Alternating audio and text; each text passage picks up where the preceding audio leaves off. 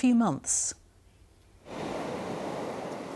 On the left, Pagham Beach on Sunday, after a barrier of shingle had been added next to the grass to slow down erosion. On the right, the same beach on Monday, so the very next day, with the shingle nowhere to be seen. Washed away by the sea, the very definition of fighting against the tide. Our situation is drastic now. It's as urgent as it's ever been. For 10 years, it's been getting progressively worse, to a point now that we are within 5.5 metres of houses. And although we are working as a community, we need more help. If we don't get more help, we won't last the winter. Arran District Council is doing everything it can to build a short-term barricade to protect nearby homes. They've now tried bolstering bags of shingle with small rocks. But as fast as the shingle bags are filled, the sea reclaims her bed.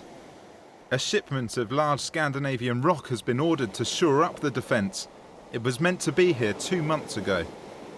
The larger rock is about 1,000 tonnes, which is more than what you'd bring in by lorry, but bringing it in by sea, it means you've got to come in with a much larger consignment, and that comes on 30,000 tonne barges, and we're, if you like, piggyback on the back of it.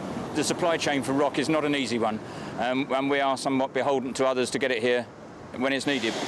With no due dates known, it's a question of what comes first, the rocks or the next big storm.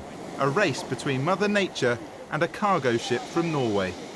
The problem started when the budgets were cut to maintain the harbour, and what's happening now is exactly the same as the Somerset Levels. We're suffering the consequences. We need ministerial intervention to come down and help us resolve this. To put this erosion in context, when we arrived, we walked around the back of this propeller. So in the last hour and a half, it's gone some nearly 2 metres underneath that boat. But the nearest house, 4 or 5 metres away, that's only 4 high tides until it's at the front door.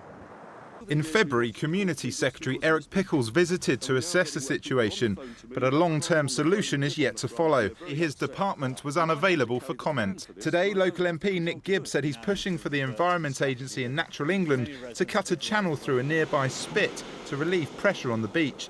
For those living nearby, this work can't come soon enough. They remain worried that not only their homes, but a lifetime of memories will soon be washed away. Lewis Coombs, BBC South Today, Pagham. Plans for a new £10 million football stadium in Basingstoke have gone on show, but the location is controversial. The club wants to build a 5,000-seater ground and training facilities on an area of common land next to the Hilton Hotel. It says the project will be part funded